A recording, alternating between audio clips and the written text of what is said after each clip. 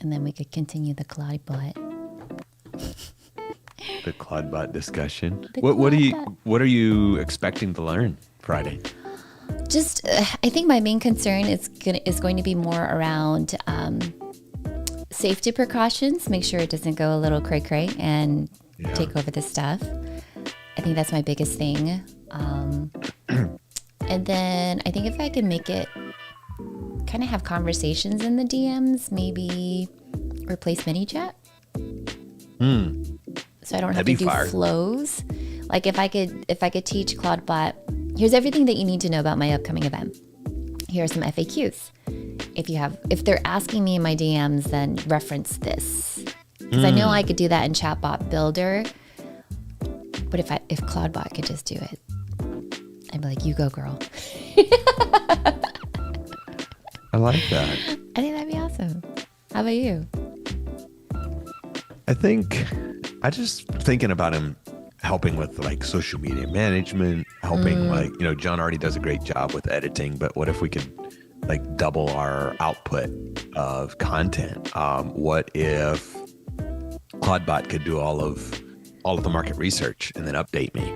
What if Cloudbot could go find a bunch of houses for sale and put them, get them ready and bring them back to us? What if he could go run our comps for us? So I don't know. I got all sorts of ideas. All the things. Yeah, I think I want to do like a little easy one for now and then see how advanced I could get before committing to something bigger, but we'll see. I think it's more like just learning how Cloudbot works so that, because I think there's a lot like we haven't even thought of yet, right? And so it's more like knowing how it works so we could start plugging in and I'm still here. Welcome. Happy Wednesday. Snuck up on me. How's the energy? Type in the chat, 1 out of 10. We got a lot to cover today. I've got a market update coming up for you guys. Going to talk about why this is, in my opinion, the hottest rent-to-own market there is. I'm going to be talking about your deals, closing your deals live as we do every week. And then we have a very special guest we're going to be hanging out with, the incredible Miranda Morris. Welcome in and happy Wednesday. All right, let me pull up my YouTube over here on the other screen so I can see you guys' chats over there. Jane, what's up? Hello there. I'd like to call out my Zoom folks. Stephanie, how are you feeling? Outstanding. Can I update you on my little project? Please. So remember how I told you that my daughter and I are taking sewing classes together? Yes. We made a whole pajama set outfit. How'd you do that? Etsy patterns and a good old bed sheet. That's pretty fire. It is. Little girl things. How funny. Oh, beautiful. Well, I love that. It's the little things in life, isn't it? Mm-hmm. So it's a good Wednesday, and it's good to be back. Shout out to you. And I just want to say special shout out to Stephanie and Anya. You guys ran this last week. Several of you were with me in Houston at the live event, and we had an incredible time together. There was like 140 something conversations had by you guys in a few minutes live in the room. And then all of you who didn't get to be in Houston with us were hanging out on the live stream. And Stephanie and Anya did an incredible job of running it. All right, we're going to that's what I'm talking about. Got the sound effects and everything. So welcome in. Bill, good to see you. Welcome in. Heather, good to see you. James, Jane, Joanne. I want to ask you this question. By the way, if you're on YouTube and you are new to watching or joining us, just type in the chat. I want to see if you're new. Just put new in the chat. We got a lot of OGs hanging out, I know.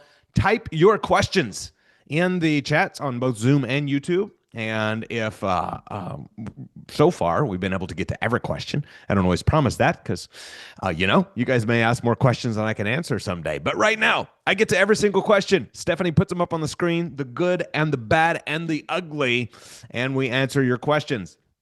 I'm going to be doing some really special research today that I think is going to inspire you. But let's dive into the marketing update. Before we do, though, I want to mention something that is probably happening to all of us. Every few years, there is a major thing that happens, and a whole lot of people get worried. We have recessions every little while. We have presidential elections every 4 years. Of course, midterms are coming up. There's always stuff happening. And you have people who, if you've not read The Power of Positive Thinking by Norman Vincent Peale, that's an incredible book, one of my favorites. And then his follow-up book, The Power of Positive Living, which I just finished. I love that book. So there's people who just win in every market, up markets, down markets. They take the opportunity, they figure out how to serve, position themselves for success. And then there's people. There are people who I grew up around. There are people who have a certain outlook. Maybe they work a regular job or they have a certain downward look. And every single season, they're waiting for things to change. In 2000, they were waiting for things to change because Y2K was going to happen. In '08, the market was crashing. They were waiting things to change. And in 2020, we was at the peak of the market. COVID was happening. The whole world was going to fall apart and another crash was going to happen. And they was waiting for things to change. Except through every one of those seasons, there's people who keep winning and keep doing deals. So I want to deal with two things real quick in market updates. The first one being, some of you guys have been asking me, and I want to mention it, shout it out, because it's in a lot of news feeds and the local news in Florida, is the sub-2 deals, the guy who had bought up, whose name I don't recall, but the gentleman who had bought up a bunch of sub-2 deals and done it a bit the wrong way, and now is in all sorts of hot water and problems. The first note I want to make is, and you can write this down, tattooed on your forehead, but surround yourself by people doing it right. And here's what I mean by that. Every market, there's people, whether it's by intent or whether it's by mistake, that do deals the wrong way. There's people who do commercial real estate the wrong way. There's people who do single family real estate the wrong way. There's people who do restaurants the wrong way. There's people who do every business the wrong way. I started preaching a decade ago to almost a decade ago, like 8-9 years ago, that I was no longer doing straight sub-2 deals. I was only doing wraparound mortgages. And I also have been sharing for years, only do a deal if you can make good money with bad numbers. What does that mean to me and to you? And without going into the weeds, you guys ask your questions. If you have questions about the news articles or anything else, pop them in the chat and I'll answer them individually on the live show today. But what that means to me and what I've seen before, I remember a leash option ruling coming down years ago where somebody got smacked big time. If you run business the right way, you always close with attorneys and you set yourself up for success, makes it much harder to lose. Let me explain.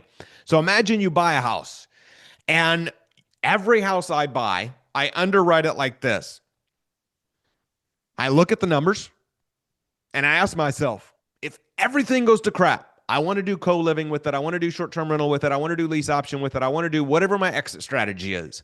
If everything goes to crap and I wind up having to long-term rent this thing, nationally right now, rentals is, I believe, 7% vacancy. If I have to long-term rent this thing with an average of 10 to 15% vacancy, will I still be glad I bought it?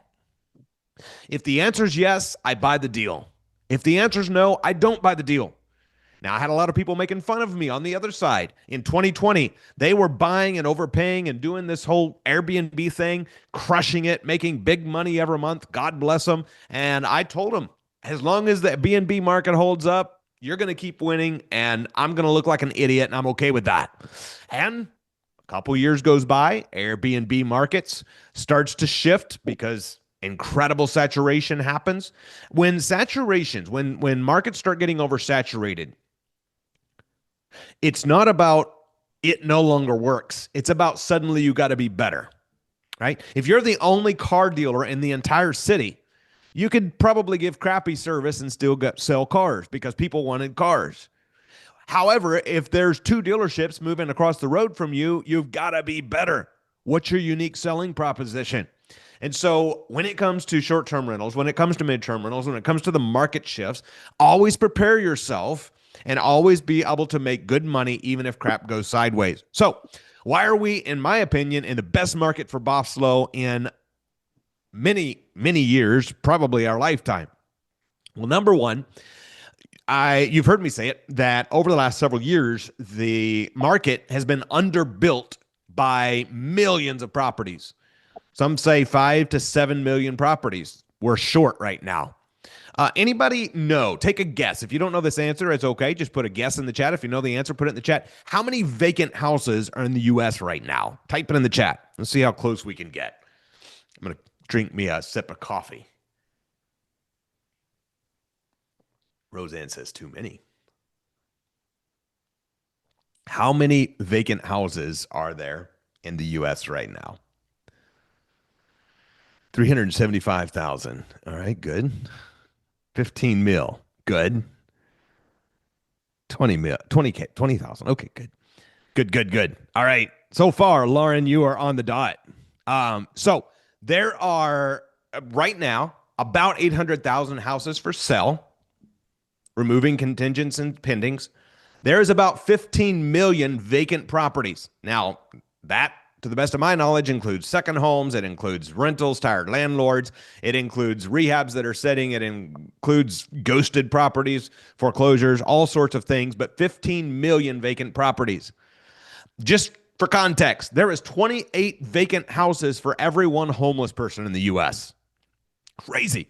Anyway, I share that because we are uniquely positioned. Because your job, you realize every time Andrew and Leo come to town, Lauren says, I Googled it.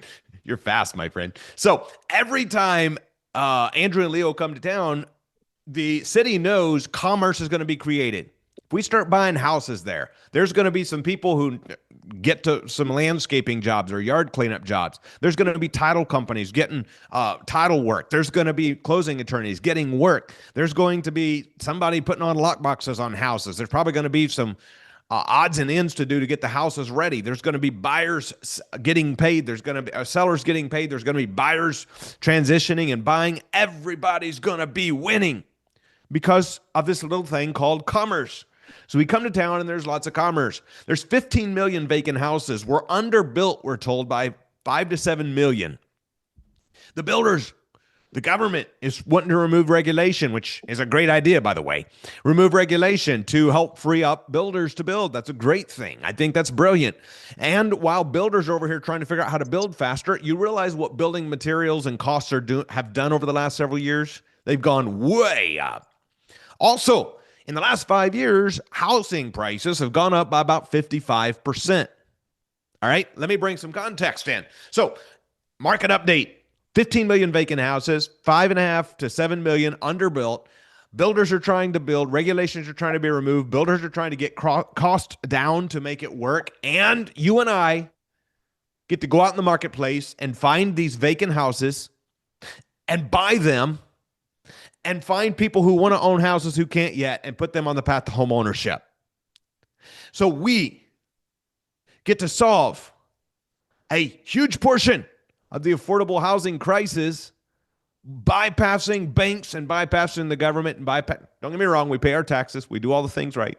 But you understand what I'm saying. We get to bypass all the traditional things that slow things down. So make sure you set yourself up for success. Make sure you always close with attorneys. Make sure you don't make promises you can't keep. You go find houses, people that don't want a house no more, inherited properties, tired landlords, likely delinquent, foreclosures, behind on payments. Now, let me point out something else in the marketplace that is happening. Can we share that news article from... You are on it. Shout out to Stephanie. Let's give Stephanie a round of applause in the chat. Way to go. So, I want to point out this article to you guys. U.S. home prices are rising, but these fast-growing markets remain affordable. Missouri's Cape Girardeau. Check this out. Missouri's Cape Girardeau has grown by 20% over the last year, over the last quarter of 2025, getting to $275,000 median price range. Even though national markets cool, in areas like Missouri and Kentucky, who's been preaching that you should be buying in the Midwest for the last year and a half? This guy, who's been buying in the Midwest for the last 12 years. Well, you guessed it. Yours truly. Why do I say this? So, even as the national market cools, areas like Missouri and Kentucky and Indiana and others are seeing incredible price growth and still affordable for middle income buyers. Missouri's Cape Girardeau held the top spot with nearly 20% yearly increase in pricing. Cumberland, Maryland went up by 17%. Owensboro, Kentucky. Oh my gosh, I love Owensboro. We got stuff in Owensboro. Owensboro, Kentucky went up 15% with a median price range of 264,000. And all my West Coasters said amen. All my West Coasters said you can't buy a doghouse out here for $250,000. So, Owensboro, Kentucky also going up. In contrast, the bottom 5 single-family metro areas had the slowest price appreciation were Elmira, New York, Farmington, New Mexico, Boulder, Colorado, and Pueblo, Colorado, and Cleveland, Tennessee. Now, I share these not to scare you, not for good, not for bad, but just to point out that what has been happening in the market over the last several years, nationally and locally, is providing you guys and us incredible opportunities right now. So with over 15 million vacant homes, with underbuilt by several million, and with Boslow in your tool belt, you have the secret sauce to be able to go out, collect deeds, and make money. Median price range is about 400,000 now, and you are positioned, in my opinion, in the best place in our lifetimes to now be gathering deeds and selling them on lease option. So type it in the chat, BOFSLO, Boslow. I'm going to be doing some live dials for you guys, and as we dive in, get the questions coming in. Shout out to Joe and Judith. I seen them in the chats a moment ago. Joe and Judith, I believe they just closed or are about to close on another deal. And Kay, shout out to Kay. I think I've seen Kay in here. Just sold a house. You guys may remember me negotiating Tell them to bring me my on money. the. Let's go. I was like, what's that sound? You guys may remember me negotiating a few months back. It was day before Christmas. It was Christmas Eve or the day before that, 23rd or 24th of Christmas. I negotiated this deal. Kay just got it sold on a lease option and projected profits over $50,000. All right. So if you haven't been submitting your deals, and Kay, don't want to steal the thunder here, but just so you know, Kay sent the lead in. I called and negotiated the terms. Kay follows up, contracts the deal, and raises the money from the Truka community, from a private money partner, to fund the down payment on the deal. Bought a $125,000 house for $69,000 on owner financing, principal only payments, and now has sold it on lease option for $125,000 with $5,000 down and $1,200 a month. $800 out, $1,200 in. There's taxes and insurance. Every single year, getting $9,600 a month in a year in debt pay down. All right, who likes that plan? Give me an oh yeah in the chat. All right. So excited to see all of you guys. Good to be here with you. I'm getting ready to dial some live sellers. Let's go. And get your questions ready. Type them in the chat. Stephanie's gonna be putting them on the screen for you. We are gonna be starting off first off with Barbara on West 5th Avenue.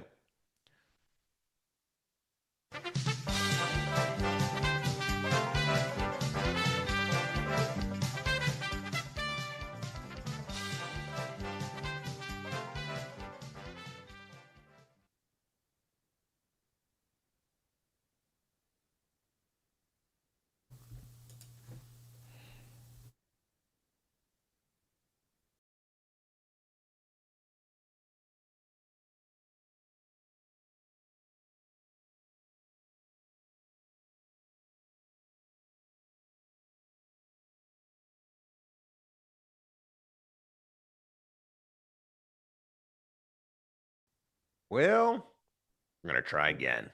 We don't give up easy.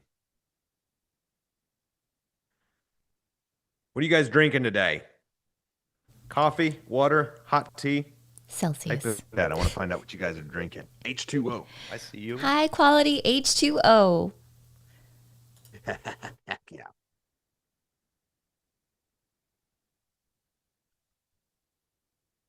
see you, Krista. Tracy. All right. Barbara's not answering. Barbara, it's Andrew calling you back on the West 5th property. When do you have a minute to talk? All right. Next, we are calling Steve's lead. This is shout out to Steve, by the way. This is Tim on Barry. I know a Tim Hudson. I wonder if this is the same Tim Hudson. Did you call him already? Nope. Oh, okay. Not that I'm aware of. Okay. You might know him. I don't know.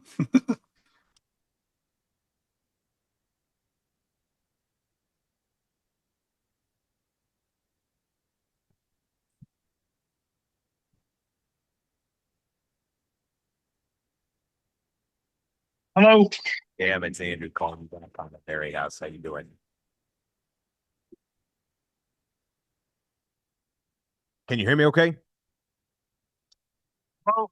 Hey, Tim. Can you hear me okay? Uh, Oh, call dropped. That's weird.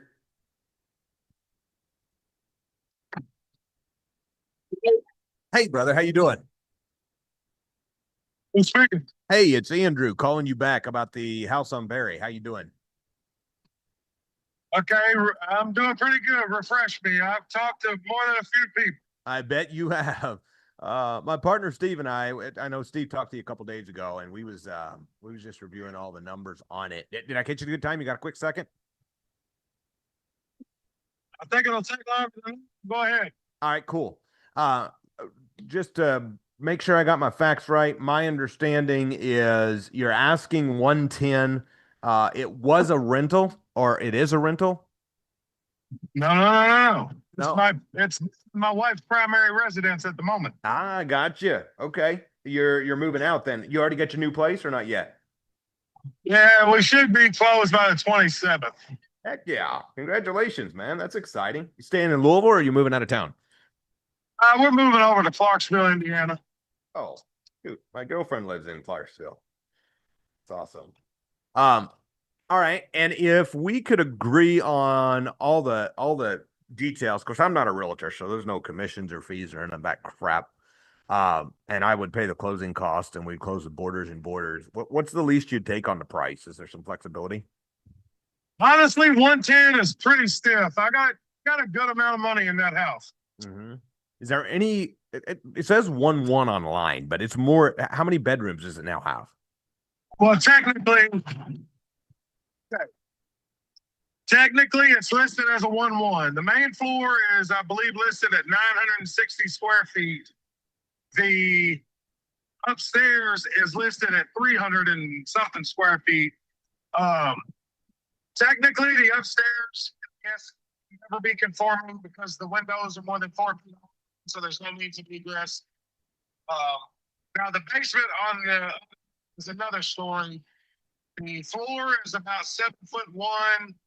All the joists are 6'6" off of the floor, which by code here in Kentucky, that can be a conforming space.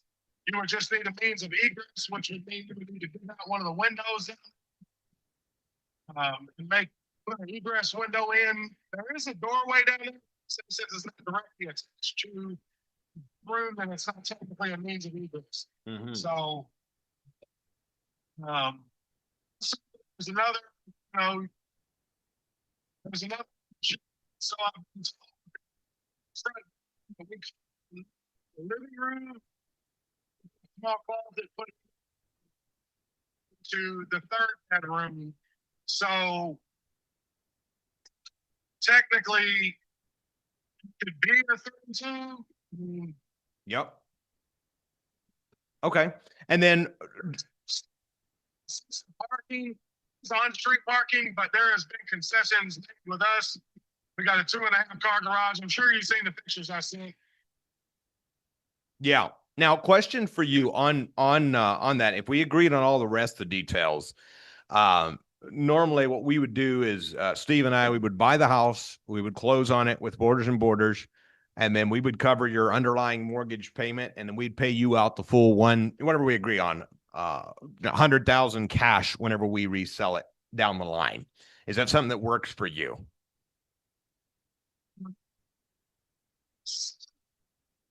Correct. Yeah, we buy it now, we close on it, we become responsible for the maintenance, repairs, taxes, and insurance. You're free and can move on, and then we cash you out once we resell the property.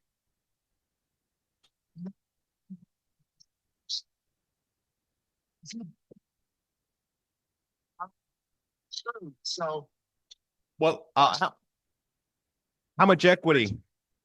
Go ahead. the real opportunity in it.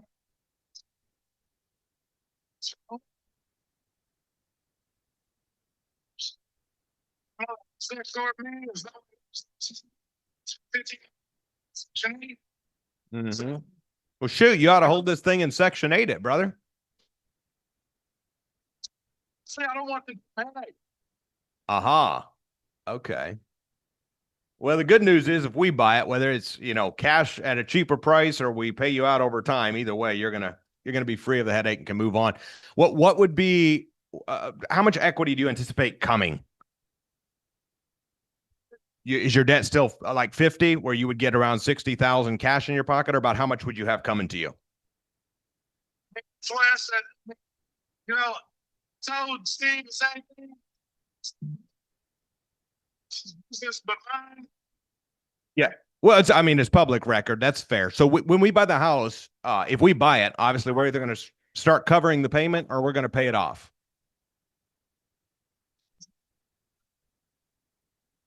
That you can believe that. So question, when you get paid out, and if you don't want to tell me that's cool, but if I buy the house from you, I either got to cover your mortgage or got to pay it off and put cash in your pocket, right? Right.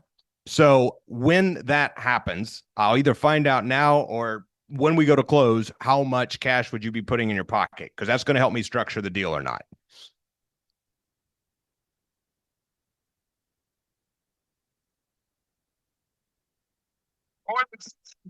Okay. So around 60, like I was saying, give or take. Yeah. Okay. So your payments are $500 a month, about? Okay. Close. Okay. So if we was to buy it and start covering the $500 a month, and then we was to put, X dollars in your pocket, like walk me through what that would look, because our cash offer, frankly, would be probably insulting. So I'm definitely interested. I'm definitely interested in that between 100 and 110 price, but I would want some time to pay you out. So do you need the 60,000 cash for something specific, or you just want to make sure you're free of the headache of the house? No specific money, but Yeah.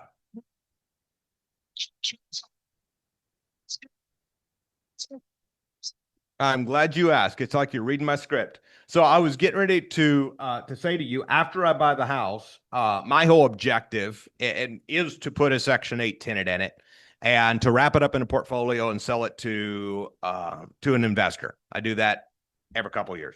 So after I buy it from you, I'm going to be responsible for maintenance, repairs, taxes, insurance, and covering that $500 a month payment and dealing with Jefferson County on all the stipulations and crap they have. And then I'm going to rent the thing out. And whenever I resell it is when I'm going to pay you out that approximately 60,000 in cash. So that's what I'm proposing, is just basically netting you way more money over time by you giving me a little more time to pay you off. Boss would go for that. Okay. Well, how many dollars up front and the rest later would it take for her to go for that?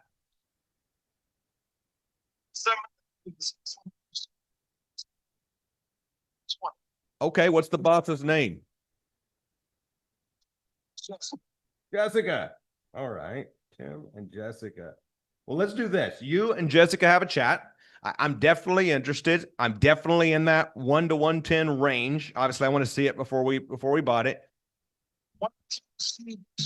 Before it was 110 to 120. Yeah. But you automatically cut me off 10 there. So. Well, Zestimate's 108, and I gotta make a couple bucks when I resell it, You got to make a couple plus. I do. Otherwise, I'd be a not-for-profit organization, and that plan sucks. Yeah, see, the thing is, we got about 70 in it. Uh-huh. So, Well, shoot, maybe you should Section 8 it for a couple years, brother.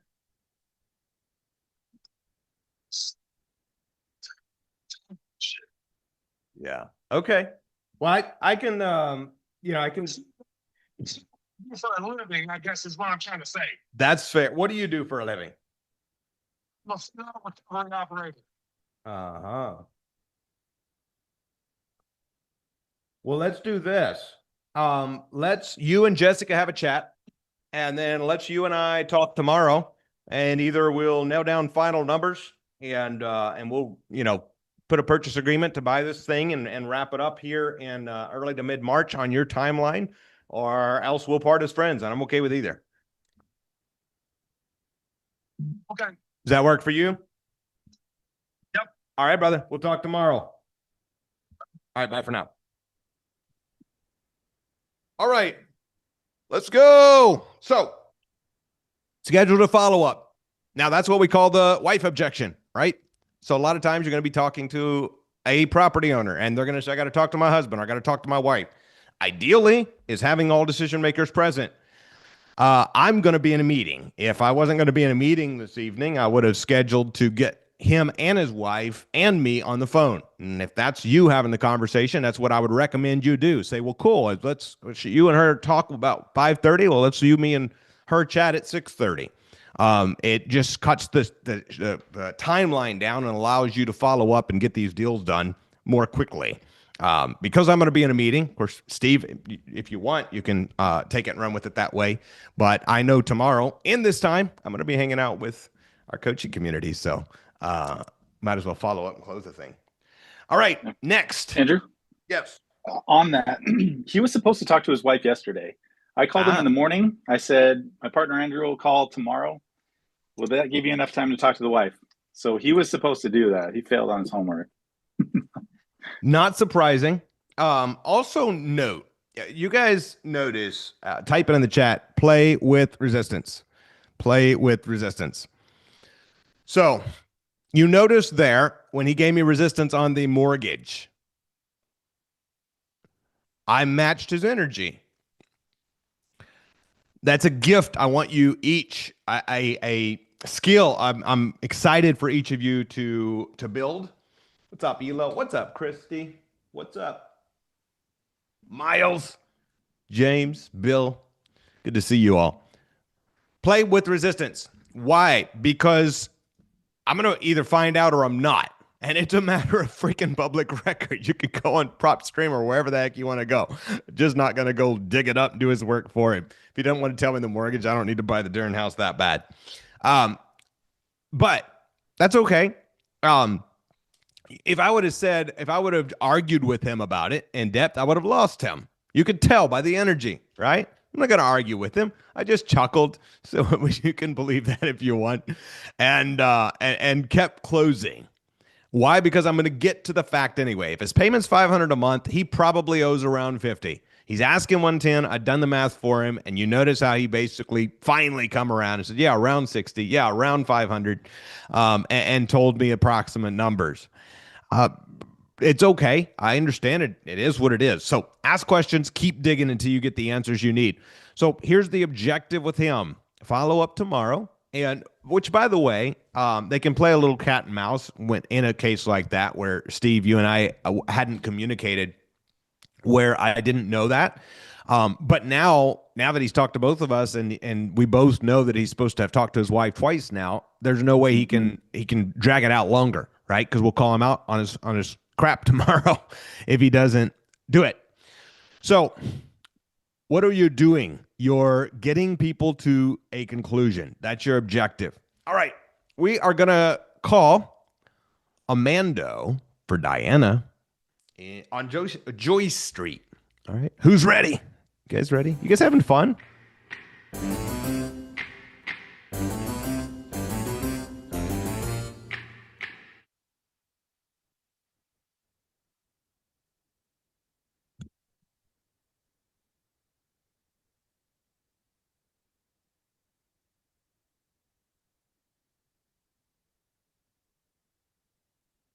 Well, Hey, it's Andrew calling you back on the Joy Street house. How you doing? hey, how you doing, man? I'm good. Did I catch you at a good time? You got a second? Yeah, I got a minute. Cool. I think you talked to my partner Diana. We was interested in the property. From my understanding, it's in good shape, right? It doesn't really need anything. Doesn't need anything. No, we just put carpet down in the basement. We just put brand new carpet in the basement. Put a new furnace in last month.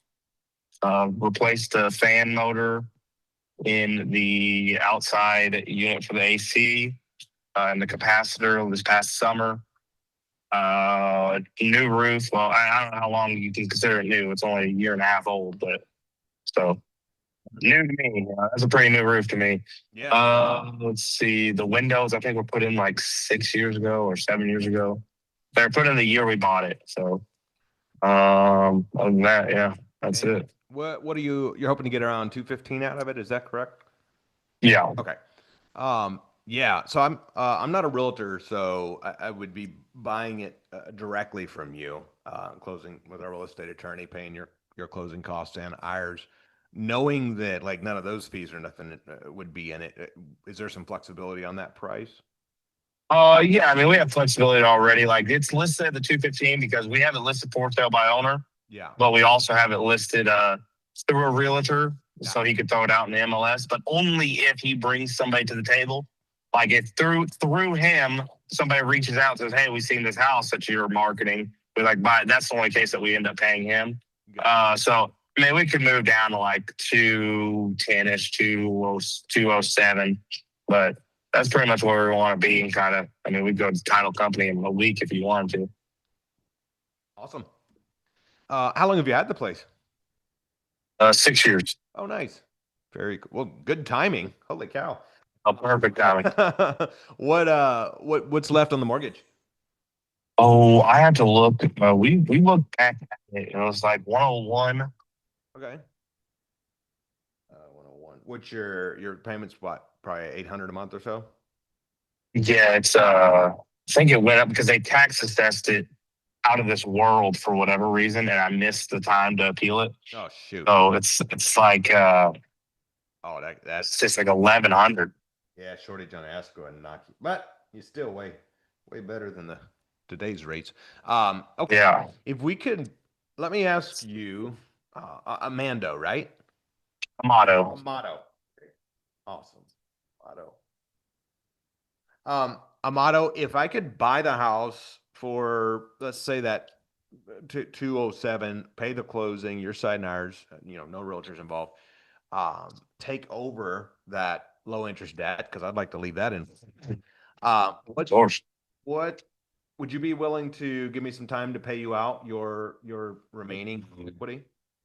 No, and here's the only reason why, because the house we're looking at, we're talking like a $420,000 home out in Covered Bridge over on Fuzzy Zeller's golf course. Yeah. So it's like big house, nice house. The last thing we want with today's rates is to be paying today's rates and today's price. You know what I mean? It's like we want to make it as affordable as possible. And so it's like people have told us this. We're like, they pay us out. They get somebody in there, covers our monthly payments, and then they end up paying us like 5 years down the road, 7 years, 3 years, 10 years, whatever it is. But realistically, if I was going to do that, I would just rent the thing out now. There's like a rental across the street that's rented for $1,500 with no basement. It's like, well, $1,700 for my house with a basement, and then just keep kind of do the same thing anyway. Is it you and your wife, or?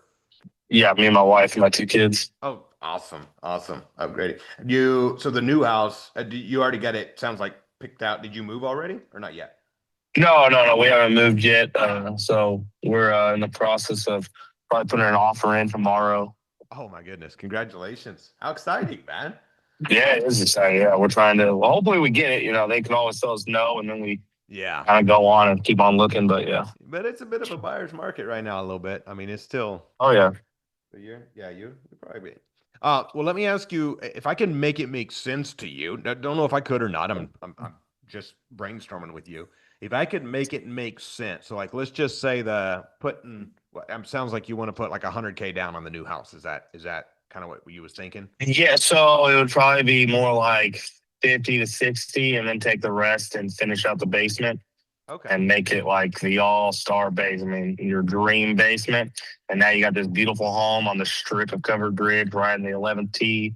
So the basement wasn't finished out. Now you finish out the basement and now you're back at market price with the rest of the houses out there at like 515, 512. It's like now we're sitting. It's like we immediately fill our pockets back with equity in our in our pockets. So Yeah, no, that makes perfect sense. Well, if I couldn't make so the 60K approximately you're going to put down yep. at what I assume your rate. Let's see what's rates this week. Like 5.8. 5.8. Yeah. So if we could math it, and I don't know again if we could, I'm just brainstorming. If we could math it where we give you a little bit of the cash the day we close and then the rest later, but in the meantime, like we figure out how the numbers add up to where you're not losing money by paying interest on that extra, 60 or 70 you don't get to put down on the new home. Would you be interested in seeing that, how we might be able to make that make sense for you, and you could be done immediately with this one and move forward and put all focus on that one?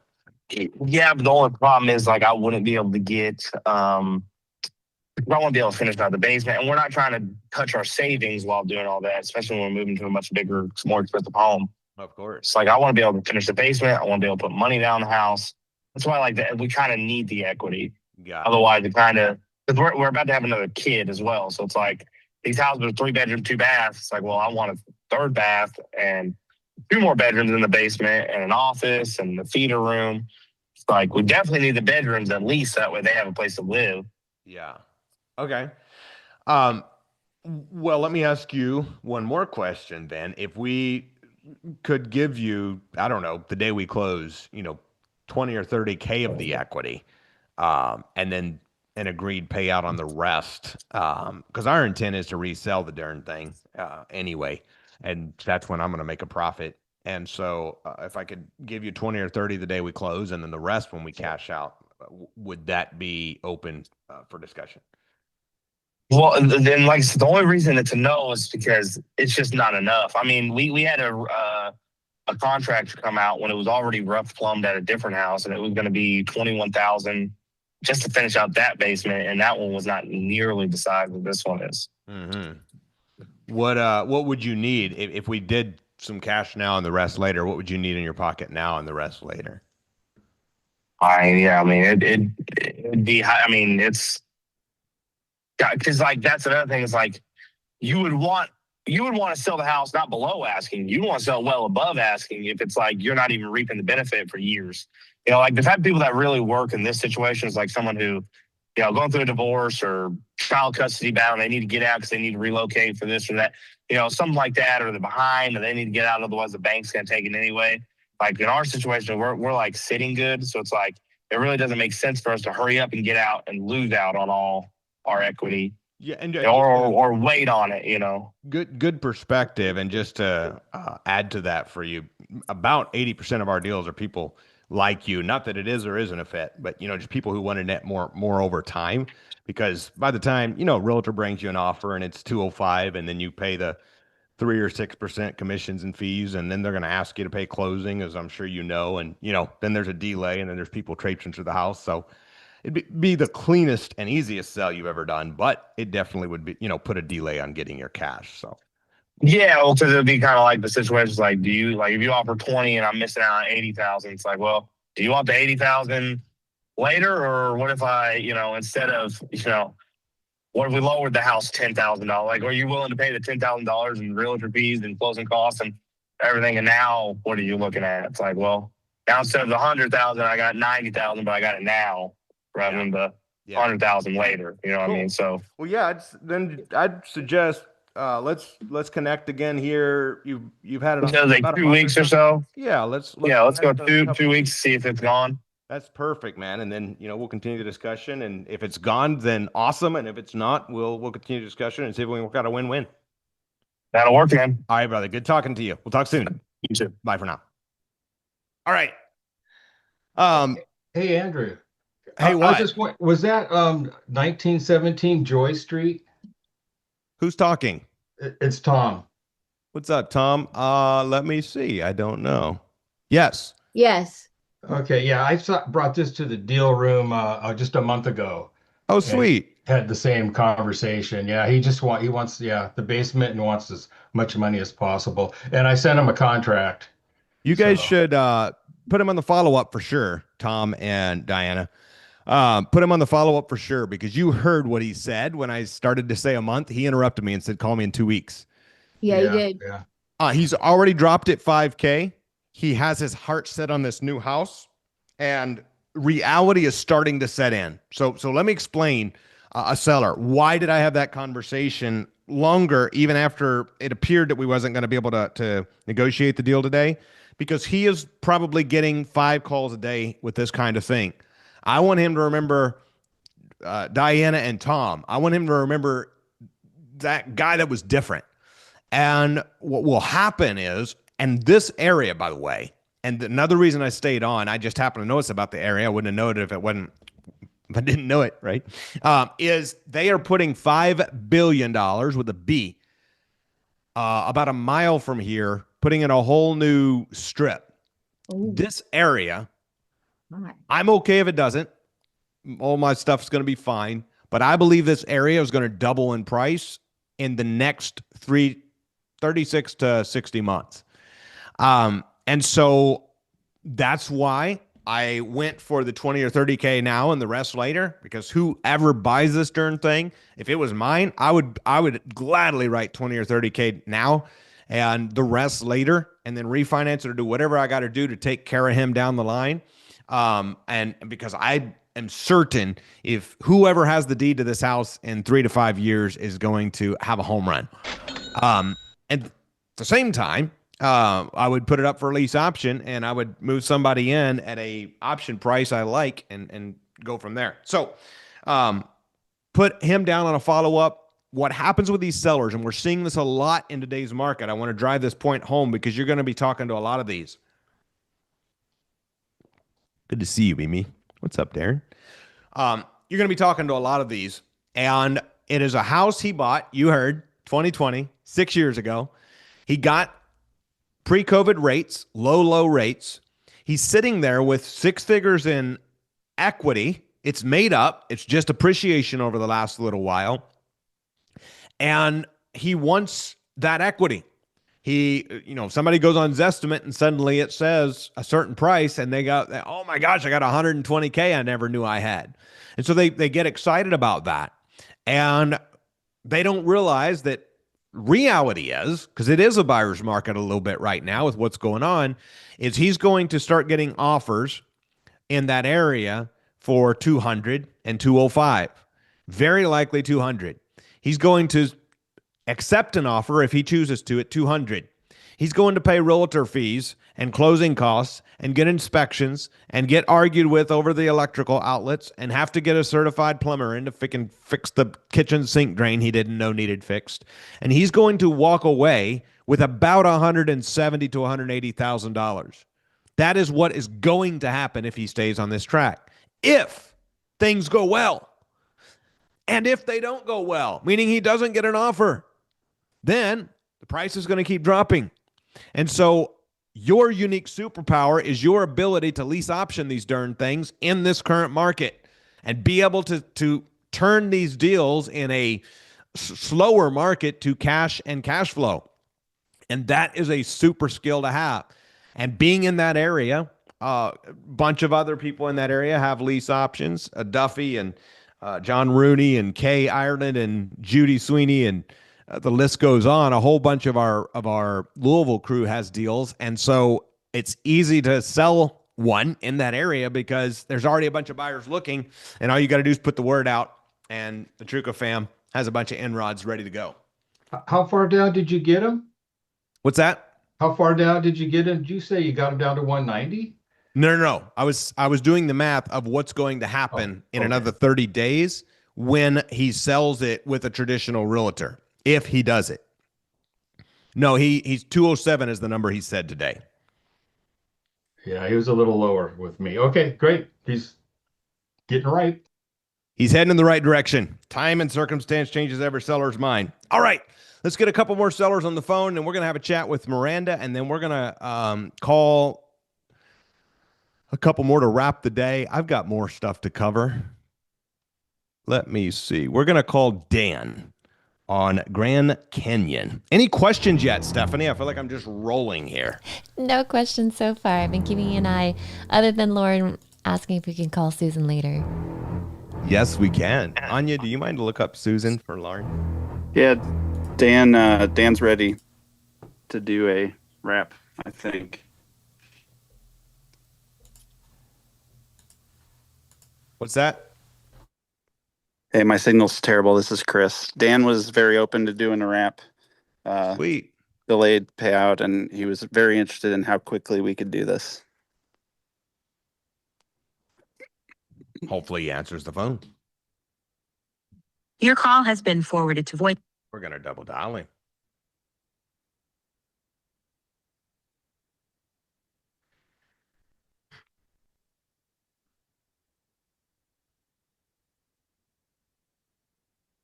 You guys are going to be, oh, by the way, I'm going to be talking about something in a moment, giving you a free gift you're going to want to hear about. Your call has been forwarded to voicemail. The person. All right. Dan, thank you, Anya. Dan on Grand Canyon. Let's note to try him again tomorrow because he ain't answering. All right. Next, we're calling Hope on Moore Drive. This is your lead, Angela.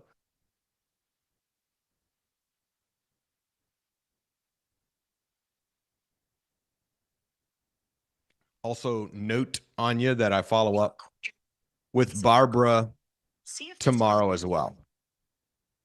Andrew calling about the Moore Drive house.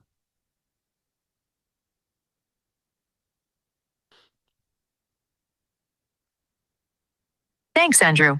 Please stay on the line.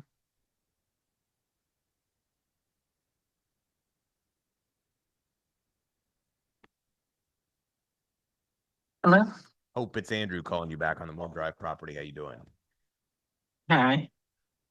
Hey, I was looking here. I think you talked to my partner, and she mentioned that you were looking for how much for the house? 320? For the Moore Drive house. No, of getting it if you do the 6-9. I mean, that's, I'm sorry, 256. yes. Yeah. Okay. All right, cool. And she talked to you about potentially doing some owner financing. Is that correct? Yes, I said that if you, so I'm not quite sure on that one yet. It all depends on what's the upfront money to what the potential for the each month from 6 to 12 months would be. So if we bought it for 250, how much would we have to put in it to get it up to tippy top shape? It was probably about maybe $20K. And then if we buy it, let's see, put 20 to 30 into what how much is tax and insurance?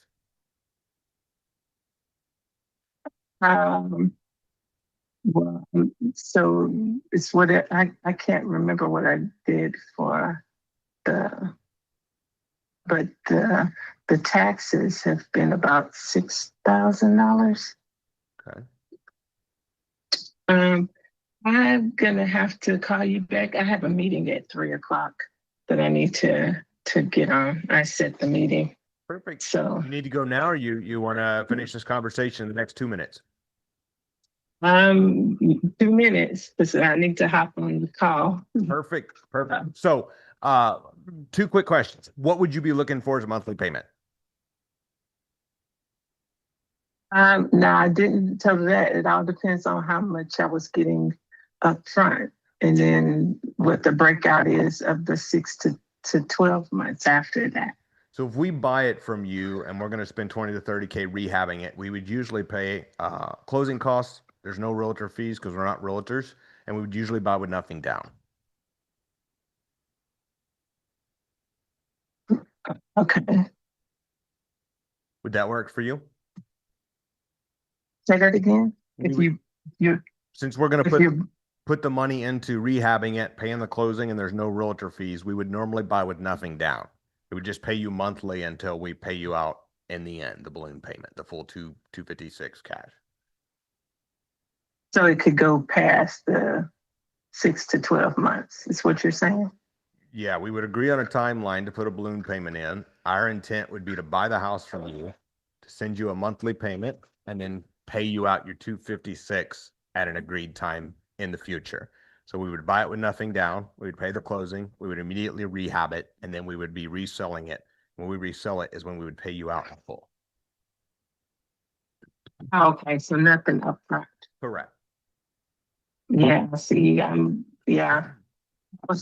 why I was asking. That's what I was asking her. What would be upfront, because I'm planning on to use that for a down payment for another house. You live here? So, or rental?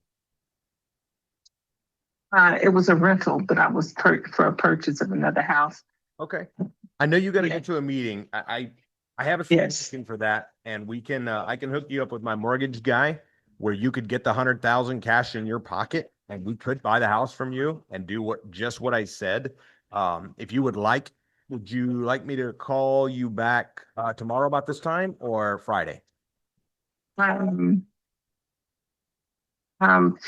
probably would be best, because I'm packed tomorrow, but I need to set this up. And so with the purchase over the time, what are you looking at wanting to for payment? I mean for completing, because I don't know what she said to you on the. I mean, I'd like to get especially if we get the 100K in your pocket. I mean, we want to get as long as possible. I also want to sell it as soon as possible, because that's how we're going to make our profit. So, but definitely longer than a year, just so we don't put our back against the wall. But we're flexible on that. Yeah, but I'm saying how much were you, how much? So in the end, what was the overall payout? Because it's different than the cash thing of 256 is what I was saying. Overall payout in the end, our numbers we've been running based on the 256 asking price that you have. So the 250 was So the 250 was the cash out to pay cash. That is not be owing you cash. It would just be a little bit of a delay. Yeah, no. So 250 was cash out, where it's yours free and clear. Mm-hmm. And the other would have been longer. I do have to jump on this call. We'll talk Friday. Yeah. Okay. Talk soon. Bye. Yeah. All right. So, good call. By the way, great potential deal, Angela. This house, from what I am seeing, could be a $350,000 house. Now, I don't know what I don't know. So no idea if there's actually only 20K of work needed. It's a 1,500 square foot house. It looks totally livable, just dated. I'm going to figure it's probably more like $20 a square foot based on what I'm seeing, which probably means more like 30K you got to put into it. But we'll pull out our handy dandy calculator and we'll run the numbers on it. And let's say it's 30K in rehab. And let's say, do you think 350 times 0.7 equals 245 minus 20. So this thing is at almost a cash price. Cash price on this would be about 225, 215 to 225. So it doesn't scare me if you can buy this thing with nothing down, Angela, and put 20 or 30 into it and have who thinks 100,000 of equity, as long as the payment's low enough, might be okay for a nothing down deal? Yes or yes? Yes. So any questions, Stephanie, before we get the next couple of dials? This one's from James. James is asking, what's up, James? Why it was so good to see you last week, by the way, brother. Why do you ask for tax and insurance? So two reasons. great question. First off, is I want to know because if we're going to buy the house, we got to pay for the taxes and the insurance. For example, that house is free and clear. I have in my notes here from Angela, and so whenever we're discussing a monthly payment with them, it is important to know the taxes and insurance. Right? If the taxes is $4,000 a year and the insurance is $2,000 a year, well, gosh, that's $500 a month. And so I want to know what the heck that's going to be on the property. Second, it gets them thinking about numbers because often somebody like that will just throw out some number out of nowhere of like, oh, it would rent for 2,500, so 2,500, and they haven't even thought about, oh crap, if I rented it, I'm responsible for maintenance, I'm responsible for repairs, I'm responsible for taxes, I'm responsible for insurance. So I'm starting to get them to think down the line, just like I did the first gentleman on the call today. You guys notice how I kept pushing him back to, you should just rent it then, when he kept trying to throw it back at me of he could just rent it and make as much money. And I kept, yeah, you should go do that. Except he don't want to do that. He's just blowing smoke, as we used to say. So be able to redirect. And so, James, good question. I want to know what it is. And then I, more importantly, want to get them thinking about that number so that we can actually come to a reasonable conclusion. Because my goal on this deal is to get it where Angela is paying that seller $1,000 a month until the balloon payment. And because there's $100,000 of equity after repairs there, it wouldn't bother me. I would want it still to be 10 or 20 years because you make way more money if you want to term it out, especially in Texas and you're buying on finance, selling on finance. But at the same time, since you have 100K of equity, I'm okay if it needs to be a shorter term balloon. All right. Any more questions before we dial Lauren's lead? Just this one from Nina. I think it's more of if we have time today. Awesome. Yeah, I told my 87-year-old seller we would be calling him between 3 and 4 today. Can we make that happen? Sweet. We will absolutely call him, Nina. So 2 questions. What time zone is he in? He's in Eastern time zone. Eastern. Okay. Well, then we'll be about 7 minutes late. And secondly, where did you submit the lead? Amanda sent me a link. Hey, it's Andrew calling you back on the house that you have for sale. How are you? I lost my voice, so I can't really talk very well. Oh no. Sorry to hear that. You feel okay though?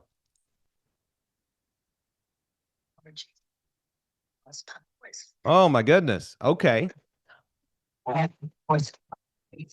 Well, I wanted to just touch base with you and ask if you had come up with a number on those 3 properties yet, and just touch base on that. See if we might work out a deal.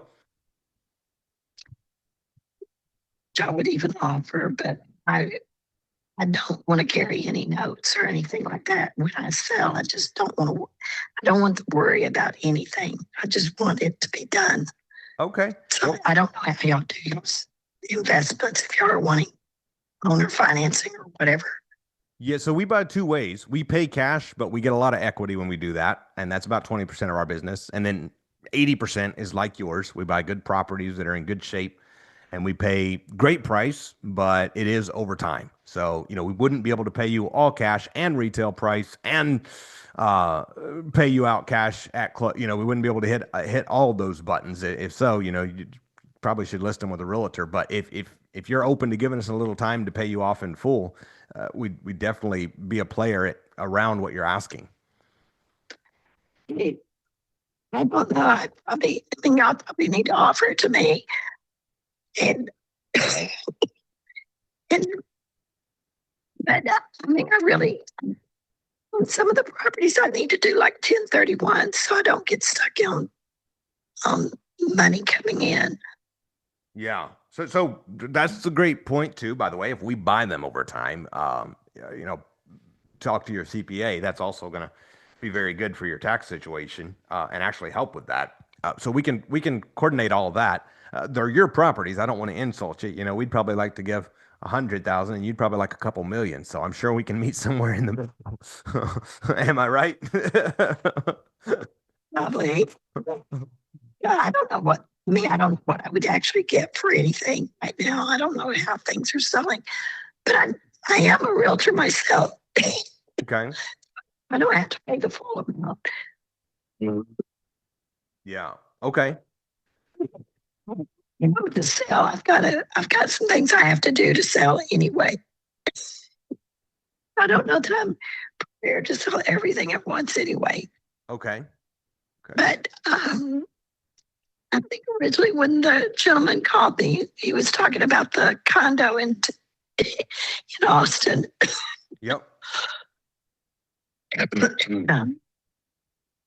I think his offer was about half of what I would be even thinking about listing it as. I mean, if I was going to list it, I'd be listed at 215 or 220, and I think he offered me like 100, and there's no way I would do anything like that.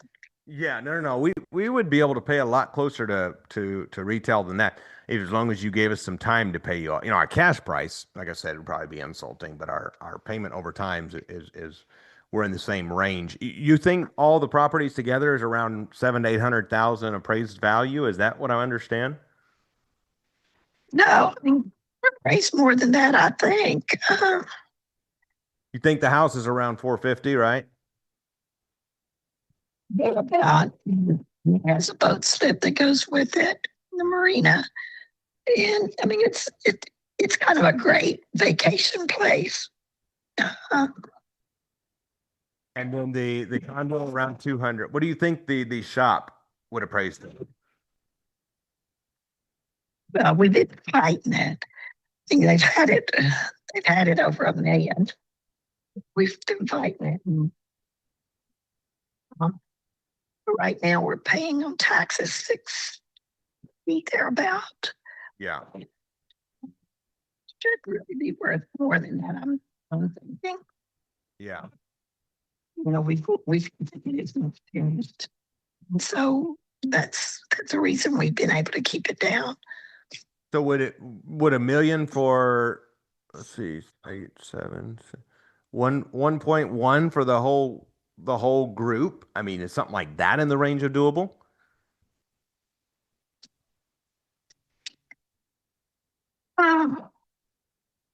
Well, when you're talking, well, when you say $1.1 million, then you're wanting me to carry a balance on that? Yeah, I would want you to do owner financing. It would just be a delayed cash sale. We'd agree on the 1.1. We'd close with our real estate attorney. You'd be free and can move on. And then, the payout would be whatever you and I agree. We'd agree to a monthly payment, and we would take care of the taxes, insurance, maintenance, and repairs. And you just collect a check every month until you get the big check. Rebuild another shop and to get another home. How much of the cash would you need? No, I haven't talked to anyone about building a shop out there yet because I'm just short on cash. Yeah. What's that? If it's a discussion you want to have, I mean, we could solve the cash problem. We could put, some cash in your pocket now and the rest over time. I'm not a CPA and don't claim to be, but I'm certain with your CPA and my CPA bringing together, we could figure out something that's a win-win on the tax situation. A mortgage on the shop. Yep.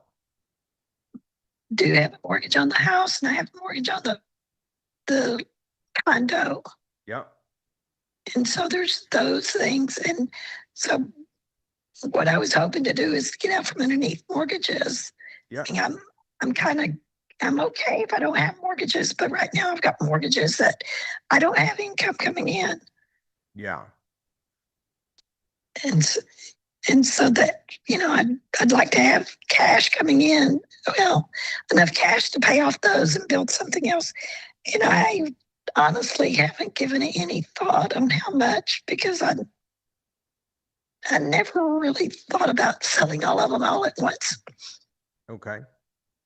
Well, I don't want to waste your time or mine. Is it a discussion we should continue having, and what info would you need to decide how much you needed now? Well, I need to know what the payoff, what you put down, what the interest rate you're going to pay me. What would you want down? Well, I need some cash up front. Some cash, like $100 or like 100,000? No, you got to pay those notes off. I can't get. If we buy the property, the notes will get paid off, or we're going to cover them.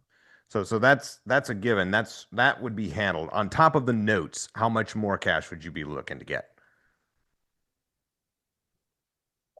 I think that we probably have to have about 300 to build another shop. Got it. Okay. So if we could give you 300K, take over the debts, do whatever there, and a 1.1 million purchase price, would that be something you would be interested in looking at? Possibly, if that's, I'd have to talk to my husband about that also, because we've never really talked about carrying any kind of note or having that as a worry in my life either. And how long is that? I mean, how long do y'all usually look that for? Well, that's dependent on you. How, I don't know your tax situation or none of that stuff. I'm not going to make a promise I can't keep. So longer's better, but at some point I intend to either refi these or sell these and pay you off. How many years would you be willing to contemplate giving us? If we give you the 300 cash. Don't know. You and your husband own these together? You and your husband own these together? Yes. What's your husband's name? Gerald Reed. Gerald and Susan. Okay, cool. Well, I'll talk with him a little bit more. And is this number, does it go directly to you? yes, you can reach me here. You can text my partner as well, Lauren, who you was talking to, and you know what? We're in the same range. Obviously, we want to see the buildings and the house condo before we closed, but we're in the same range to be able to put a few 100,000 down to be able to be around that between 1 and 1.2 purchase price. Sounds in the range of doable from the facts I currently have, and make sure the debts are taken care of through a debt takeover or whatever we decide to do with those. So we're in the same range. It would just be you and Gerald deciding how long you'd be willing to give us, and then what kind of time that would look like. And if we agree on that, our next steps would be to put it on a purchase agreement, and then you talk to your CPA and whoever you need to talk to, and we'd get the title work started with our attorney, and then of course we'd schedule to come out and walk through the properties prior to closing just to make sure everything is like it sounds and looks online. Okay. I'll talk with him a little bit more about it, and I'll give you a call back. My thought was I was going to do like 1031s on properties, and then I wouldn't have to worry about it at that point. But yeah, I don't know. I haven't even tried to sell these because last condo I sold, I took such a beating. I felt like that I just wasn't interested in selling it at that. Right now, I'm gambling that with the market, it'll hold or it's going to fall, one or the other.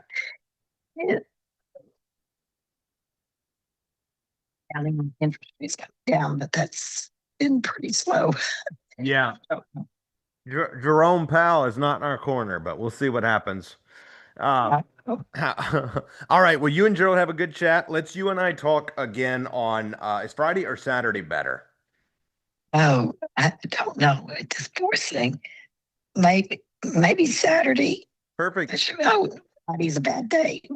My husband's getting a knee replacement. So. Oh shoot.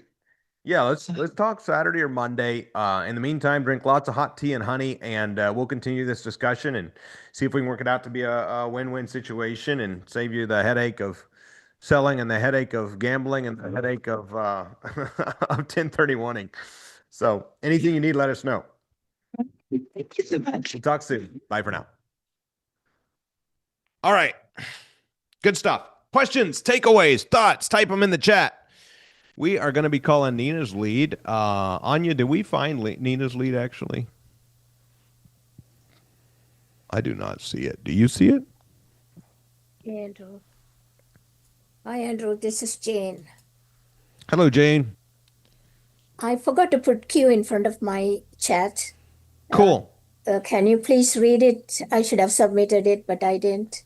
Perfect. Yeah. It's 12 We'll go find it. 12:41 p.m. duplex in Smyrna. Perfect. If you can, Stephanie, hunt that up. And Jane, you know I love you. You got to remember to follow in directions next time.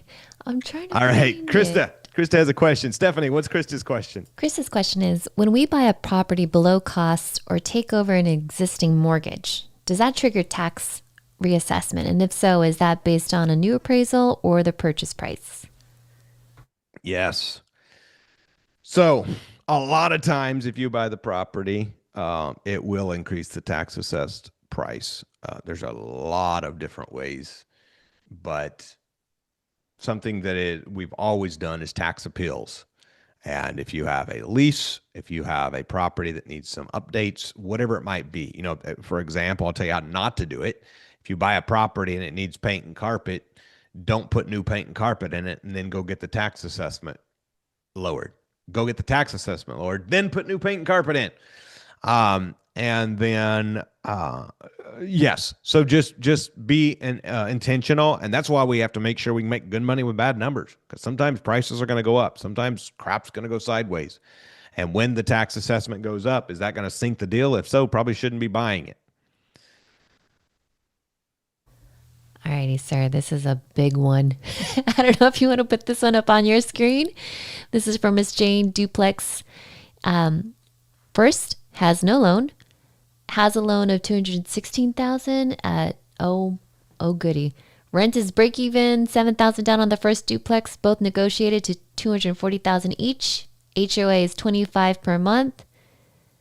A bunch of other numbers. Can you see that, or do you want me to make this bigger for you? It's too blurred. Let me try my Yeah, other screen. here. Let me see if I can move this. Sorry. Oh, now I see it. Okay. Shoot, where'd it go? 2 CMA or 280. Okay. 5-year term, no payment.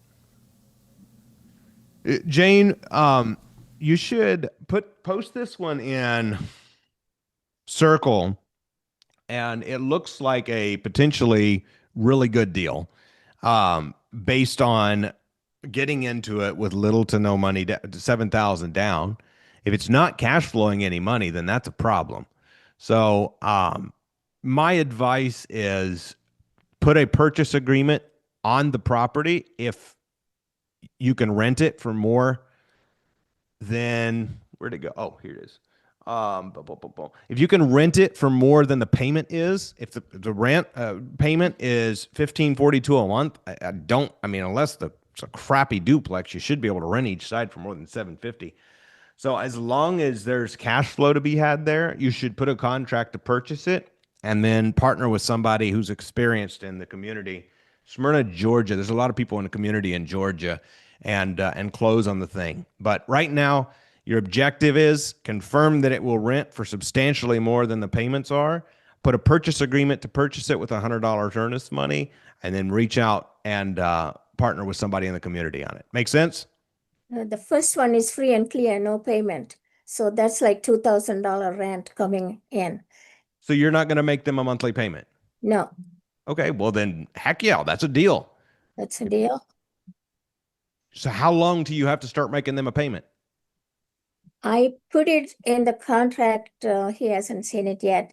Like what you taught us, 3 months. The payment starts in 3 months. He may not agree, maybe 2 months. I don't know. So when the payment starts, how much is the payment? On the first, no payment. So the first 3 months is no payments. On the 4th month, how much are you going to pay him? Nothing. No. What I thought was making payments on the loan. That's what you taught us. How much is the payments on the loan? That's 13, whatever it is. That's the P&I, and then the taxes and insurance is about $300. So about $1,900. It should rent for $2,100, at least $2,000 to $2,100. So the first one is the cash flow, say $2,000, and the second one maybe break even. Okay, compile this in a more legible format. Send me privately. Put it in Circle. Put the address of each duplex, how much they want for each duplex and how much the payments are going to be on each duplex and how much each duplex is rented for. And then when I have that information, which by the way, any of you guys who are in the coaching community or any of you on YouTube who are wanting to connect with the team, always bring the purchase price, the monthly payment, and down payment when there is one, and make sure you always bring how much it will rent for. So then we can know if it's a good deal. So I'll just need some more facts, Jane. And way to go out there digging up potential deals. So keep up the good work. All right. Next, let's see. We have, do we have Nina's lead? I just sent the PDF to Grow at Truka and one to Amanda, but I had filled it out online and submitted it. Interesting. Anya, have you? Go ahead. Yeah, I sent you a text message. Thank you so much. All right, let's get Mr. Felton on the phone. Partly. He's probably going to wait to hear who you are and may call you back. That's number one. And the other thing is he goes to happy hour at 5. So Hey, it's Andrew calling you back, Mr. Felton, about the house you got for sale. How you doing? I'm doing good. Hope you are. Doing awesome, man. I think you talked to my partner, Nina, and we was asking you some questions about your property, and I was trying to get caught up to speed here and thought I'm just going to call you myself. Okay. Yeah, what can you tell me about the property? Well, do we have an address or any information whatsoever on this property that you can send me? Reach neighborhood. And so on the corner lot, can't build on the other side because the church owns that property. It's brick house. The roof is about 8 to 10 years old. We painted inside, outside. The air conditioner is about 5 years old. I just put in a new hot water heater last year. We redid all the floors, put carpet in the master bedroom. It can be a 4-bedroom rather than a 3, or it can be a den. Nina, go ahead, and only the coaching crew to see it in the Zoom. Just put the address in the Zoom chat so I have it convenient. The lot is real good. It's got a 500 square foot garage in the back, freestanding, concrete floors, all wired, worth about $30,000. So it stands out more in the neighborhood than any of the others. I looked and searched on what they were selling for, somewhere around 140 to 150. But this house is a step above, and that garage makes it worth more. And so I rented it the last 3 years for $13.50 a month, and didn't go up because they took care of my house. They didn't take care of the yard, but they took care of the house. I had to redo the yard, spent about $10,000 on it. Did Nina talk to you about doing some owner financing if we buy it from you and pay you out over time? Well, she said something about that. I've never done that. I flip houses, and this is something you hadn't heard about that yet. Oh, yeah. I used to do only flips, but then I got tired of chasing contractors. So you're braver than I am. So I started about 12 years ago. I started buying them like this, where they're already in good shape, and then to be able to make money out, I just pay you out over time. If we could agree on all the rest of the details and close with our real estate attorney, of course, I'm not a realtor, so there's no commission or nothing. What's the lowest you would go on the price? What did my wife? What's the least you would take on total price? Well, I told her I want to net out 160 would make me happy, and I'll be done with it. So okay. Right now I've got 179.9 on it. And is there a debt on it? Are you free and clear? No, I don't owe anything on it. If we bought it for 160, paid the closing. No, I want to net out 160. Yep. Yeah. So we would pay the closing. There's no realtor fees. So if we agree on 160 is what you get. What would you take? How much is tax and insurance on it? Well, but I can use homestead on it. So the taxes are $2,300 a month. And my insurance is $84 a month. $2,300 a year, you mean? They're $2,300 a year on taxes. Yeah. And the insurance I got with Allstate is $84 a month. Okay. And then if we was to buy it for 160, close on it, and then do the owner financing where we pay you every month until we pay you out the full 160 cash, what's the least you would take as a monthly payment? Because we'd be responsible for that taxes and insurance and everything. I don't quite understand your program. What are you saying per month? So we would buy it from you now and close on it, and then we would pay you every month, X dollars a month until we pay you out the full 160. What would you pay down on it? Usually about with nothing down if we're paying retail. Wow. Well, what would it be per month? That's what I was just asking. What would be workable for you? Let's see, the $200 a month is taxes. We pay that, the insurance. Of course, we'd have to get for occupied, it's probably $100 or so, 300 there. We're responsible for maintenance and repairs. I mean, what kind of monthly payment would be acceptable to you? I hadn't thought about that because I'm 87 years old. I'm getting ready to retire. Tired of working. Young man. Is this the only one?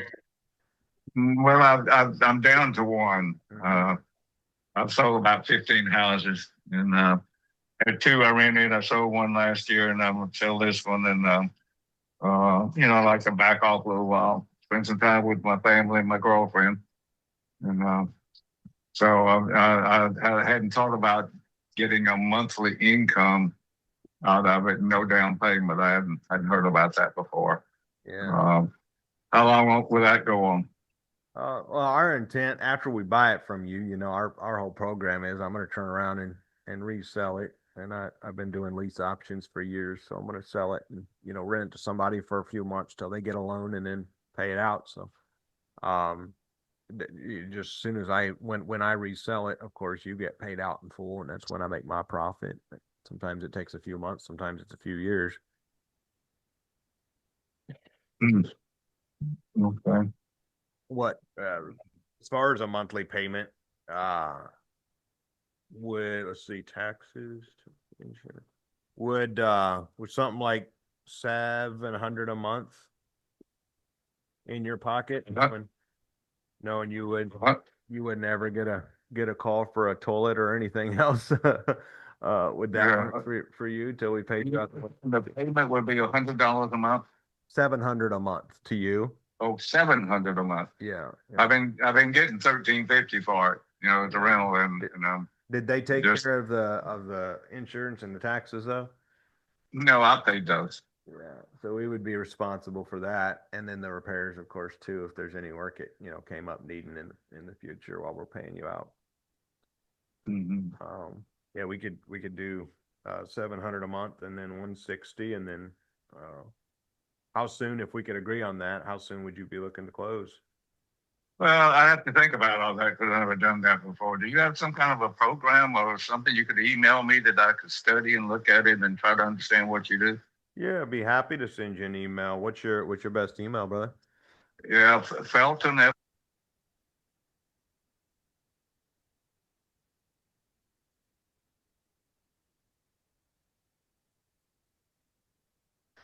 right, cool. And kind of explain in there what you do and how much you pay and et cetera, so I can understand it better. Of course, yeah. Yeah, we'll get you an email out. My partner Nina will get you an email out before the day's out, probably tomorrow, and then we'll reconvene. And sounds like this is a good fit for what we do. So if we can buy it from you and you be free and move on, great. And if not, we'll part as friends. Okay.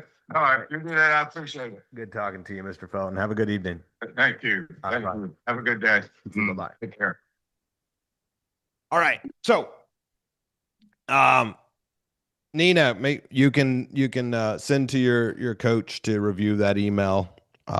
Make sure that you get an email out to him. An email, while I don't normally do that, exception there with the gentleman and his situation, and just rather simple. It's just an email saying, hey, we talked about 160. It's like a recap, as if you were ChatGPT listening to that call and you're recapping what I just told him in that call. I'm going to buy it owner finance. My intent is to resell it, lease option, so on and so forth. All right. We're going to bring up Miranda. We got two more sellers we're going to dial, but I want to spend a couple minutes here hanging out with my friend Miranda. We actually, Miranda is part of our coaching community, and we got to meet for the first time last week in Houston. And so let's bring up Miranda, Stephanie, and I'm excited to have this chat with you, my friend. How is your energy today? Oh, it's awesome. Can you hear me okay? I can hear you perfectly. It was so good to meet you and Donald last week, Miranda, and just excited about what he's doing in the business he's got going, and excited for you and watching you level up. And I watched your really just a total transformation and your even confidence last week, and I just want to say kudos to you. But bring everybody up to speed. Who are you? Where are you from? And then what happened last week? No. Well, I'm Miranda Morris. I'm from Omaha, Nebraska, and this is my market. Um, but I'm a QA or quality assurance engineer by day and insurance or real estate investor by night. Um, and then I think last week I finally got to go to the event. It's been a long time and kept having conflicts every time it came up. So we hell or high water, we came. So, um, but yeah, it was an awesome experience. Like even my husband came home. Like he's doing the stock trading side of things, and he came home excited, and he's been handing me leads too. So Heck yeah. Heck yeah. What was the biggest breakthrough for you? What was that moment that you went from this business, because you're newer to real estate investing, right? yeah. So what's the moment that took you from like, I would love to do this business, to like, oh my gosh, I believe I can actually do this? Honestly, it was the deal operator program that you have, where somebody kind of walks you through side by side on how to actually do it. My biggest fear was if somebody said yes, because I don't have a whole lot of capital, um, is I'm willing to do the work and I have all the skills to, make the calls and do the things, but I got caught up in my head on, well, what if they say yes? Then how do I buy a house? Like I don't Mm. know how to do it. And um, if I can learn and shadow and have somebody walk me through it, if I learn how to do it, I can do it. And I'm so glad you said that, because, years ago when I first started to do a podcast and different things, I started out and I was like, I started to look for experienced people who had done a bunch of deals. And in more recent years, as I watch people like yourself who are new to the business, um, I realize there's 30 other Mirandas watching right now, 30 other people who are sitting there going, wait a second, like, can I do this business? Like, okay, this guy can do the phone calls. I get it. He's done it hundreds of times, but like, can I actually do this? And watching somebody like you, and last week, Miranda, you have to know, oh my gosh, watching you get on the phones, like everything shifted for you. And I want to shout you out for that. Something that, if you don't know this already, for those of you who have not been to one of our live events, we just have implemented a new thing, where not only do I do live dials, but we get a lot of the folks in the room to also start dialing. And we had people in the room who had been pursuing real estate for years finally do their first dial, because until we get uncomfortable, we can never experience a breakthrough. So shout out to you, Miranda, and for hopping on here and sharing. What would you say, as you're stepping into this real estate investing business? What are you most excited about for 2026? Honestly, it's actually putting into practice everything that I've learned. Mm. So it's sitting down and actually making the calls and actually doing them. Um, I've realized I know a heck of a lot more than I thought I did. Yes, you do. And I want to point that out, because a lot of times I'll have someone, we work with people who come in believing they need more information. And yes, don't get me wrong. I mean, you got to know what document to use, right? You got to know whatever, the basic stuff But once you have the information, it's easy for us to just continue gathering information to feel like we're working. And what we really need is just implementation, just transformation, just saying, okay, who's now this person who's going to be talking to these sellers like a pro who asks better questions? What did Donald most enjoy? Your husband who came in, because I had never got to meet him or even see him on Zooms. You and I had hung out on Zooms before, and I don't even recall it. Donald and I had got to meet on Zoom. What was his takeaways or perspective? Um, Honestly, a lot of his was like, who are we looking for? What types of properties are, like he didn't know anything about it at all, and he didn't really care, and he was there to support me. And then he said, he just I I got on the first couple calls, and he looks over and he's like, "Oh my God, you can do this." And I was like, "Okay, yes, I can."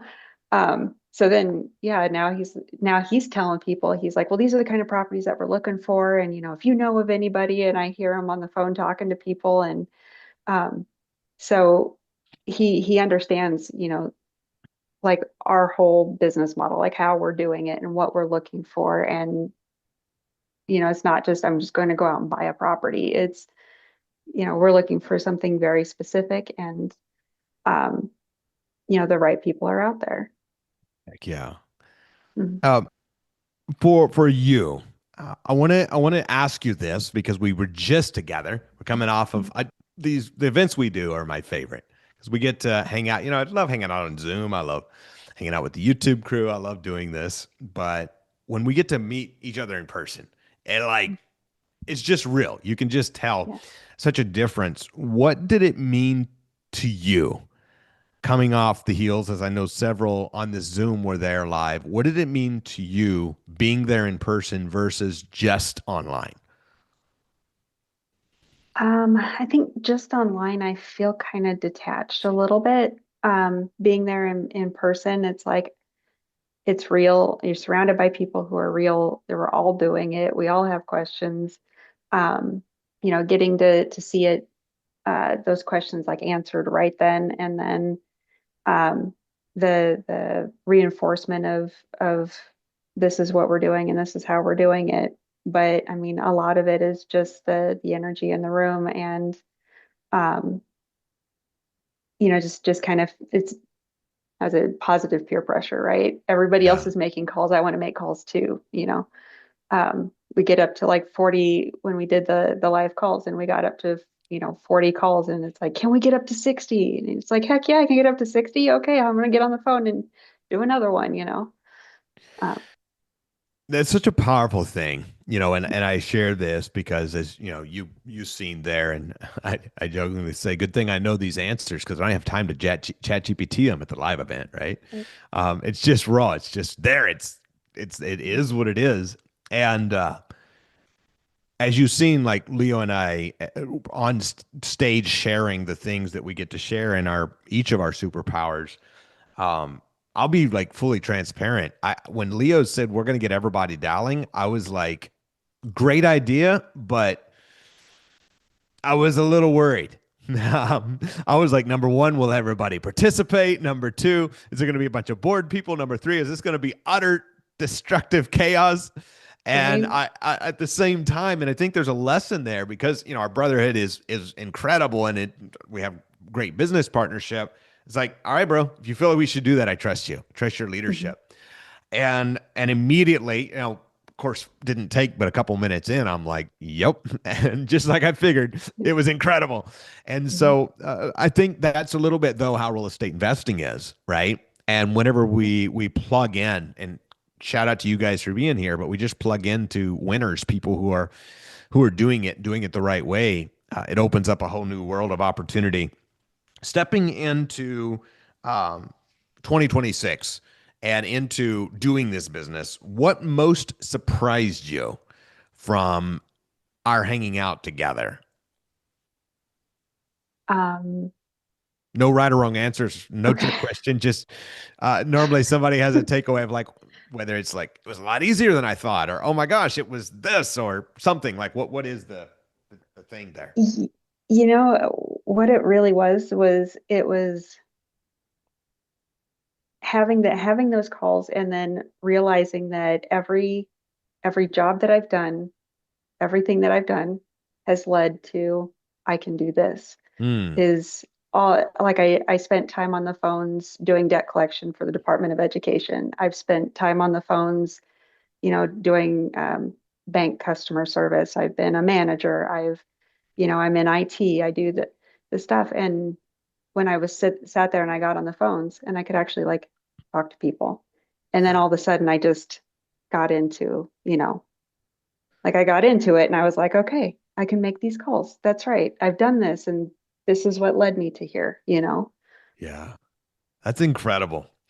Well, thank you. Thank you for sharing, Miranda. And I'm giddy. I'm giddy for you and Donald. I'm excited for what is to I'm excited for you to be able to take, the skills you had over the years of debt collector and all the other jobs you had and say, this is it. This is the time that I can actually put it into building legacy wealth for myself, for Donald, and for the family. And I'm beyond excited for you. And I just want to say again, shout out to you. Thank you for being you.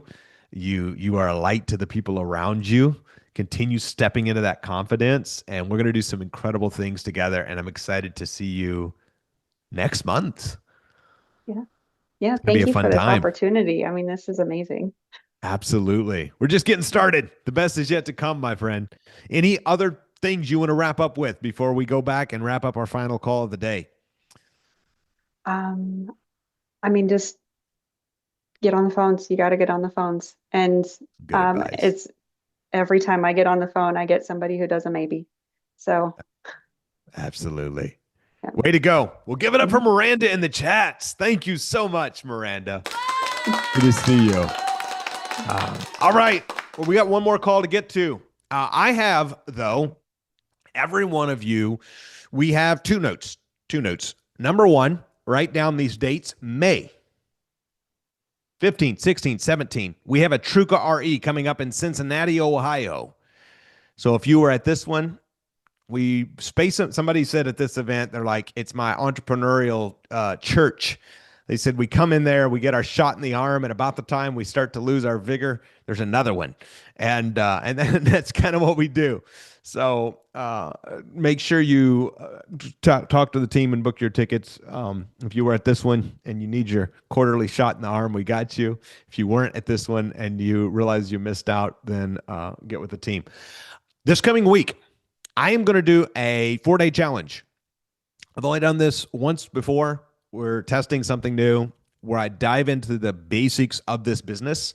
So if you are new to real estate investing or you've been around a little bit but are newer to our world, it's going to, for 4 nights, give you a opportunity to come hang out with us and have some fun. Learn the basics of this business, all absolutely free. Just email if you want to be invited to the online free challenge starting Monday. Just email ricky@truka.com. Your email, your phone number, your date of birth, your social security. I'm kidding. Your email, your phone number. Never mind. My jokes are only for me. Stephanie, I can't hear him laugh on YouTube. So, thank you. So, I love it. All right. Email ricky@truka.com, ricky@truka.com, and just title it free challenge. Give him your email and your phone number, and he will hook you up for the challenge that starts on Monday. All right. Joe and Judith have a lead. Is there any more questions? We have in the chat, Stephanie, before we wrap up this last call of the day? We do. We have one from Miss Jane. When you Hello, refi, Jane. do you have to pay off the seller or could you hang onto until the term is over? When you refi, so the only reason you would refinance is if the term is over or if there was bad debt terms on the debt. So, Jane, you would normally just pay the seller out as long as you could. And if you came up to the balloon date and had to pay them off, you would either resell it or refinance it. All right. We are calling following. If you record your name and reason, Following up with Roland. see if this person is available. Calling about your Boonville property. He only wants 20K? Thanks. Please stay on the line. Sweet. 28 on equity. He owes 37,400 a month. Was this the four acres? Yes, sir.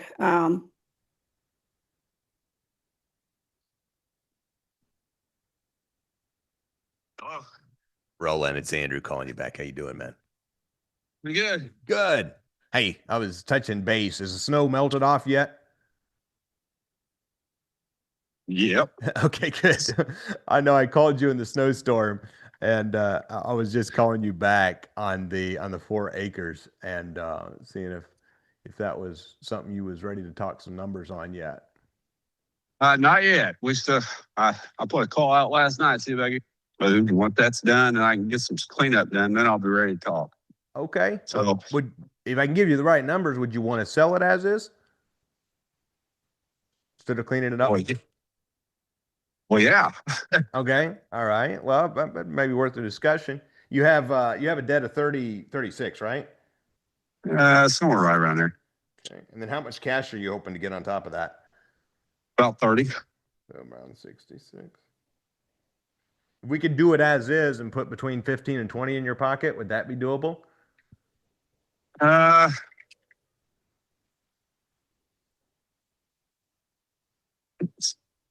No, because I got people that are interested in pretty close to what I'm asking. So. Okay. So I would pay the closing costs, close with our real estate attorney, and I'm not a realtor, so no fees or commission. So if I took over the 36, like what's the wrap it up in, the next few days, however long it takes title, like what's the least you would take on cash in your pocket on top of the 36?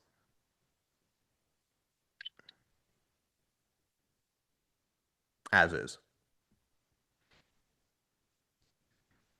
I don't know, man. I'm pretty tight on my price. I know it's going to bring it. That's not a question. I still got 2 sheds full of stuff there I got to move. But let me think about it. I'll go over it with my wife. I got your number here. What if I put 25 in your pocket?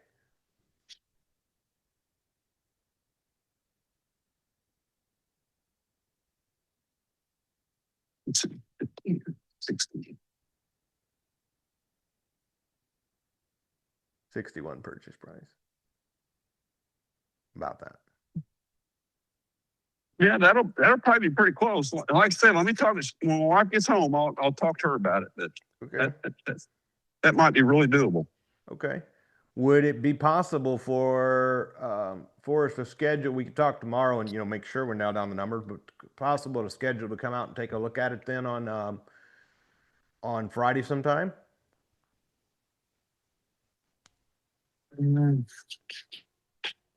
I'm not worried about the stuff. If there's stuff, that's fine. Oh, I'm just thinking. Let's see. I'll get off work at 2:30. I can be there about 3:30. Okay, Tuesday about 3:30. Okay, all right. 3:30 is Thursday or Friday better? I would say Friday. We're expecting storms and stuff tomorrow. I wouldn't want to schedule that. Okay, 3:30. Let me make sure my guy can come out there, my partner, tomorrow. Or excuse me, Friday at 3. I think Friday at 3:30 works. I'll text you at this number tomorrow, and then we'll hop on one more brief chat. And what's your wife's name? Dora. Roland and Dora. Cool. You and Dora have that chat tonight, and then assuming we're on the same page on numbers, we'll come meet you on Friday. All right. Cool, brother. Talk soon. Thank you. All right. Bye. Bye. All right. Way to go. Now, why am I excited about this? I'm excited about that. Well, for several reasons. The first being, it brings me a lot of excitement because it's on 4 acres. Way to go, Judith. Thank you. Yeah. Second reason I'm excited about this is unless you guys are wanting to keep it, my dad is looking to build a house in this neck of the woods and get him a home out there. And I believe he would be delighted with that area. And so you probably could sell it to my dad. And even if that wasn't the case, owning a 4-acre parcel out there with a mobile home on it is not a bad gig. because we have so many people wanting to be in the country. All right. So any questions we have to wrap up with before I give my final notes on today's Wednesday show, Stephanie? We do. This one's from Michael. Michael's asking for clarification. Did I hear that correctly? Yes. Are we able to refinance properties that we've taken over the deed on and have disposed on lease option to pay off a balloon payment to the seller? Yes, you heard that correctly, Michael. I am not big on personally guaranteeing debt. I prefer to have mostly non-personally guaranteed debt. And on occasion, I buy houses. Kay's deal is a prime example. Kay bought this house, and at the end of 2 years is going to owe, don't remember the math, $44,000, I think, on a $125,000 house. So if the tenant buyer is not cashed out, I would absolutely be a proponent of Kay going and refinancing that $125,000 house, paying off the $44,000 to the seller, and maybe putting $20,000 or $30,000 in Kay's pocket, and then also being able to still have strong equity. So it's a great tool in your tool belt. Don't normally do that, and when you need to, it's a tool to be had there. I have some incredible connections with the community. Actually, we're negotiating right now with a hedge fund who is looking to lend to the community more for those exact situations. So lots of opportunities.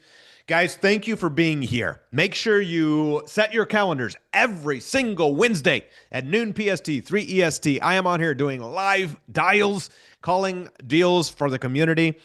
Make sure if you haven't already registered, email ricky@truka.com and reserve your free seat for next week for the free challenge. Lots of good things coming up, guys. The market is a window of opportunity, and make sure you're plugging in and utilizing that. For the coaching community, I'll see you guys tomorrow on the Zoom. Everybody else, I'll see you next week. Same place, same time. Be blessed and have a great day. Thank you, Stephanie. Thank you, Anya. Thank you, team. We'll see you soon.